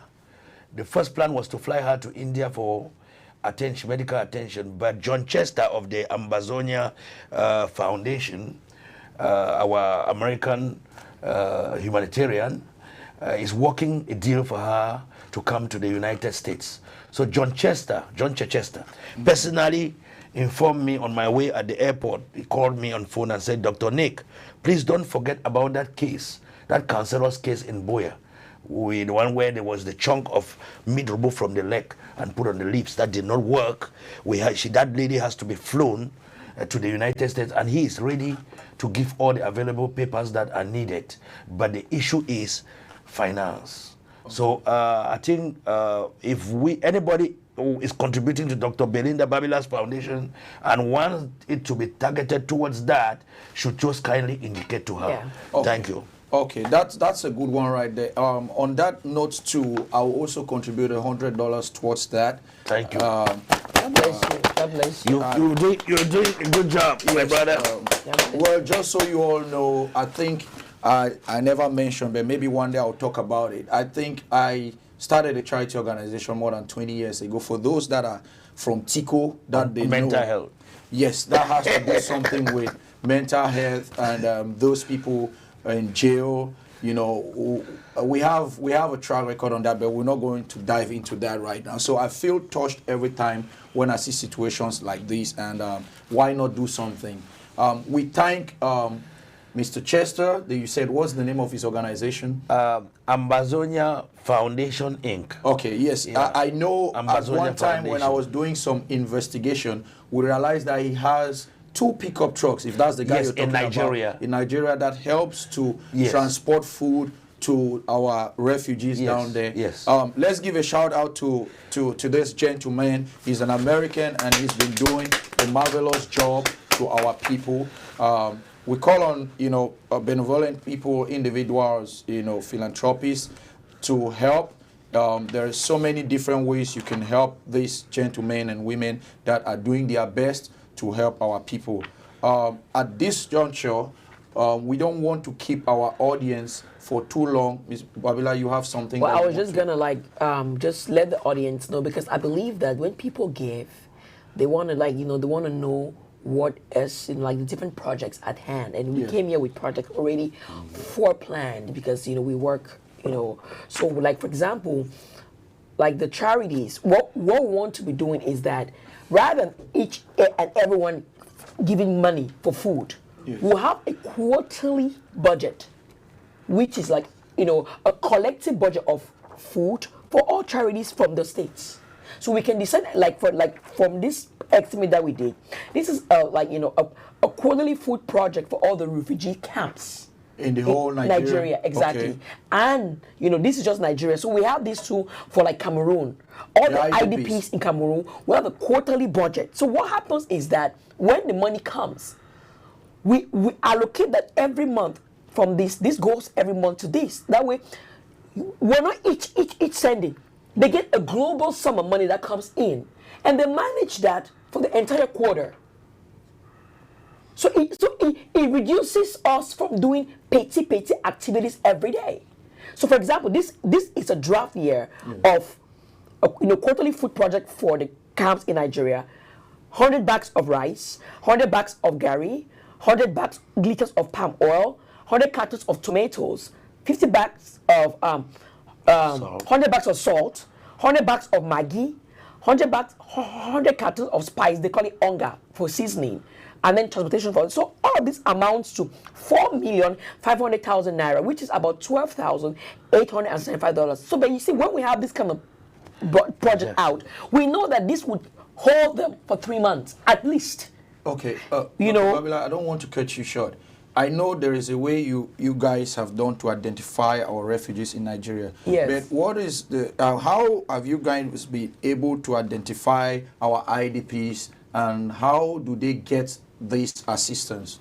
That's why we say in the CEO forums we have IDP leaders. Okay. So that's basically, they are not registered NGOs, yes, but they're working on ground. Yes. So that's why we came together, so that it's centralized. We know all the leaders everywhere now, and when we do distribution, it's accounted. Okay. We have a forum whereby all, even up to the jails. Yes. Yes. But let me tell you, we have a forum whereby the IDPs and the refugees, their leaders in the various cities and the various camps are members, are part of us. Yes. Okay. Their role is just to report to us how they sleep every day. Exactly. Okay. So then it makes it easy where we get talking 24/7 with everybody. Okay, viewers, just so that you guys would know, we just had our December report off. Yes. Can you give us a little bit about which I will. We just had the December report our people, our internally displaced people in the northwest and the southwest, respectively. We're still working on the far north area. Yeah. So for right now, we're working on the, this is so far. There's 3,700 unaccompanied children which need assistance and psychosocial care in the northwest and the southwest Cameroon. 40% of clinics in the northwest no longer provide vaccinations. No vaccinations for the children. No vaccination anymore. And 85% of births are given now without assistance. Without assistance. Wow. Yes. That reminds 1.3 million people are in need. In need, yeah. 437,500 people internally displaced people.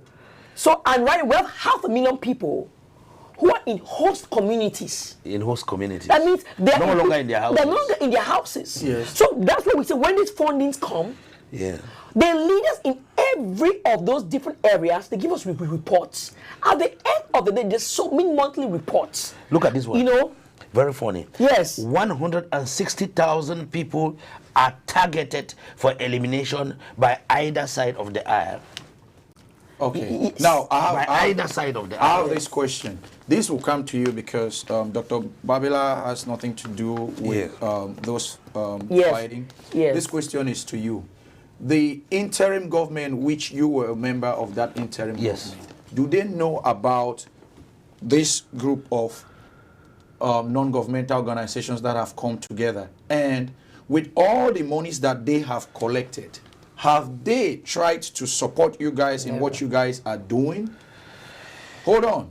The reason why I'm saying so is we are actually having some tips because we do a lot of investigation. I want our viewers to understand that those people in the interim government, they are scared to come up for interview, and it is a challenge. If you don't have anything to hide, CryOut is inviting you guys for an interview. It's going to be a hot seat because we have enough information.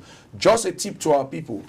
Kalesh Bongo, that you used to work with, apparently someone or a group of people did ask for accountability for our books to be checked. And the next minute, she did say she had borrowed money to the interim government. So Kalesh Bongo has so much money that she borrows now to what is perceived to be a government.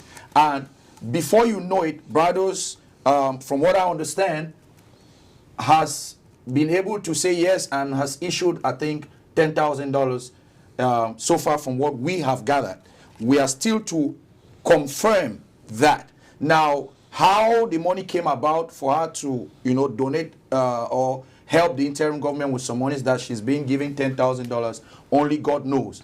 Now, these people are scared because they know I'm going to ask them questions and they know I have facts. But I'm keeping them. And I want the people to challenge them that they should come up to CryOut. Whenever I reach out to them, this is what they say. Oh, CryOut is La Republique. I'm not La Republique. I'm a businessman and I own this business.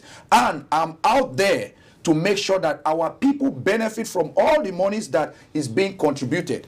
I'm out there for our people and not you guys. If you expect me to sing the anthem of what you guys or the music that you guys are playing, no. I will sing or talk on behalf of those people that need the attention, those people that are suffering. Now, you have a group of gentlemen here that have decided to come together. We are urging you guys to do something. You guys should contribute to them so that they can also do something by helping those people. And if you want whatever you contribute, you can ask them for accountability. Absolutely. Absolutely. Okay. I'll answer your question. Yes. The first thing I will let you know is that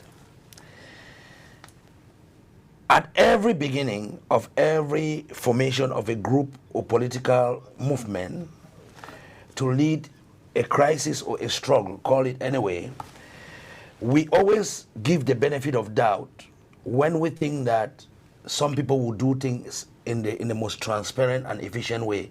We have given them, the people have given them an opportunity. And in that opportunity, the people did not find what they needed. So what happened? If they have been successful in achieving even a third of what we are trying to do as from our own pockets, then we would have been uncalled for. We would have been working with them. But the mismanagement, the corruption was so high that I had to step out. I was the Undersecretary for Health and Social Services. And when I came here last time, I told you about what I found was too big for the eye. So I had to go. And I've listed the cardinal principles of under which I work as a humanitarian, because this is a calling. If you want to be wealthy and rich, humanitarian, healthcare, and all those fields are not for you. Remain a politician and be stealing, or go open a business. Am I lying?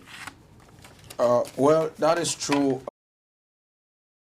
What you're saying is true, but when we read the comments from what the viewers are saying, you know, they have their own different things that they are saying. Some of them say, oh, it is because you were not, you did not have the opportunity to manage the funds of the IG and the HSS and stuff like that. You should know that this group of people had recruited about 1 million Cameroonians who are behind their keyboard, so that when they go after the $1 million fraud, they have 1 million people also to use names that are horrible. Look at those names. Fake accounts. You will see the names. They don't resemble names that you have ever seen in anywhere, any certificate of any person who is coming from our region, right? Yes. Some will say Amba Pikin, Amba Tifman, right? Those are the kind of names responding to our Can I add? Yes, go ahead. And after that, we're going to summarize around what we've been. I think at the end of the day, viewers, we came here for the sole purpose of humanity. We came here for the sole purpose of adding value to human life. We came here as a, just exhibiting our social responsibility, which the Bible even says, if you see your brother hungry, give him food. If you see your brother needing clothes, give him clothes to wear. At the end of the day, the entire crisis has left people in deplorable conditions. The entire crisis has left people in abject suffering and hurt. The entire crisis has left people in pain beyond words can explain. And I think going about and ranting over money, it's to me, it's not the point at hand. It's not at all. What we are here for, we are salvaging the effects of the crisis on our people. We're trying to bring them back from point zero back to point, from point zero back to point Z, to where they're able to regain themselves sanely and be able to run again. I know what it means sometimes, even just the cares of life in America. It takes the pressure, the moments when you can't even handle it. And you've not been through war. they've not chopped off. I mean, you've not been through the effect of what they've been through, and then we want to see. So that's why I do not do politics. I am so not into, because at the end of the day, the people's interest is not at hand. We are here to see into it that people regain themselves back, pick themselves up, and they're able to run again with life. And truth be told, that is a summary of what an NGO means. We're not into who is doing what. We're into, if they have money to support us, channel the money, because needs are way beyond the resources right now. And we've exhausted ourselves. I know what I personally have gone through last year for this humanitarian work. Thank you, Dr. Belinda. And, you know, I am not worried about side talks, because people will talk. Yeah. We came here to walk the talk. Yeah. So join us and walk the talk. Join us and put smart. Join us and get them back up and running. God bless you all. On this note, we want to thank you all for the good work you are doing. On this note, we want to thank you all for the good work you're doing. Dr. Nick Santos, I'll really commend you. This is the second time you're flying from Maryland to come into our studios. And you did drive 4 hours after meeting with Dr. Belinda. Yes. Our doors are open. We're here to assist any way or form financially. Our studios are open. So far as the assistance goes to our people that are suffering, our doors are always going to be open for you guys. And to those that did join remotely from Nigeria, from Canada, Miss Tercy, Miss Pascaline, Miss Anastasia, we want to thank you all. To our viewers, our audience, we say, without you guys, we are nothing. We thank you all for being patient. This is a live show. It's not easy when you go live. We have to prepare. We're a little bit late. We also had to, you know, educate some of our NGO CEOs on how to log into the system so they can participate. Hopefully next time we'll not have some of the little glitches that we've had. So once again, gentlemen, Dr. Nick and beautiful lady, Dr. Belinda, thank you for reaching out to us. We'll do our best to assist. We want to really thank Mr. Ngumba and the CryOut TV, because this is charity. He's doing charity right now. This is I call this is how you give back. And I want to employ us collectively in 2019 that you can join the course with whatever gift, with whatever talent you have. It is not always about money, and that's what we emphasize around here. It is not always about money. Whatever gift and talent that you can use that can salvage humanity, bring it on, and that would help. So people always want to, whenever they talk about giving, the first thing that comes to mind is money. It's not always money. Your time. Mr. Ngumba, it's Saturday, and he's giving us his time. We're not paying him for. Oh God! Sunday. It's Sunday. See this? It's okay. Sunday. We're not paying him for this. So this is his own way of giving back. So on this, we have to applaud him. We have to celebrate him. Yeah. We have to appreciate him. To, as a media, to bless the world. If we don't come out here, we can do all what we can. But this is how the message get reached to a lot of people. So on this note, sir, sincerely, on behalf of the entire NGOs, we want to say thank you. Thank you. And I want to exceptionally thank Mr. Ngumba because he does provide a neutral television station when we are barred from all the other stations. No, let me say something about that. At least there's an outlet. You call it neutral, okay? It's neutral. But to those that I investigate and I bring out dirt, you know what they say? No. They say I've been paid by La Republique. No. But this is the good thing, though. This is the good thing. Some of them write to us now and apologize because they go back and see what we stand for. Yes. We stand for the people. Yes. So anytime you are doing something that is against the people, we're coming after you. Yeah. Regardless of who you are, and be rest assured, we are ready. It means that we I are will ready. give you the name, the CNN of the time. Thank you. We'll do our best. Again, I'm always lost when it comes to politics, guys. No, that's not the point. CNN of the time. We'll do our best to make sure that our people are being informed. We'll do our best to make sure that they come first before those people that feel like they are in control of the situation and nobody can tell them what to do. We are sending a message to them. Your threats, it don't go anywhere. Make sure you do your homework and know who you try to threaten, because you might be shocked when we come after you. Thank you all, and audience. Okay, can I just conclude and Yes, then just yeah, go ahead. with again, Go ahead. I really, on behalf of the entire team, want to appreciate you all. Want to appreciate whoever has sacrificed their hard-earned money to donate towards a cause. The truth is, at the end of the day, it's more blessed to give than to receive. You get this inner peace. You get this inner fulfillment that words cannot explain. I want to urge on you all who are watching us, wherever you are, at the end of the day, it's it's your own way of telling God, thank you for just birthing me. Thank you for, I'm not the one in that case. I'm not the one in that shoe. It could be me. It could be me. So I employ on us in 2019 to have a mind switch, to have a mental switch, and not be very negative about, charity events, or not be very negative about giving. The truth is, the richest guys in the world are dangerous givers. The people who control the billionaires, you name them, from Mark Zuckerberg, from Bill Gates, from Warren Buffett, you name the list, it goes down. They are dangerous givers. I mean, I've had to read a bio of one of those guys who, his entire money, he gives it. He lives on 10% and gives back 90%. And I'm like, whoa. So when you look at things like that, and then when you begin to know that we're just on a journey, we're on a stage. I always say, while you're on the stage, act your role. Make sure your role gives back.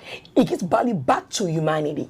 Of course. Make sure that you're living a purpose-driven life where you're touching the life of somebody. Before you exit and want to depart, you go smiling that I was able to touch back in my small capacity, so you don't have to have the world billion. I'm not a billionaire, but in my small, I've learned to share. I've learned to appropriate, take out some and give out to the needy. God bless you all. On that note, we'll come to the end of this special guest program on CryOut TV. We urge our audience to stay put as we bring in some of the investigations that we have. Added to the investigations that are going on right now is the situation in the Kondengi prison, mismanagement of funds related to those that we call leaders of the revolution, and the situation that is happening there to those that are not known but are also part of what is happening in Southern Cameroon.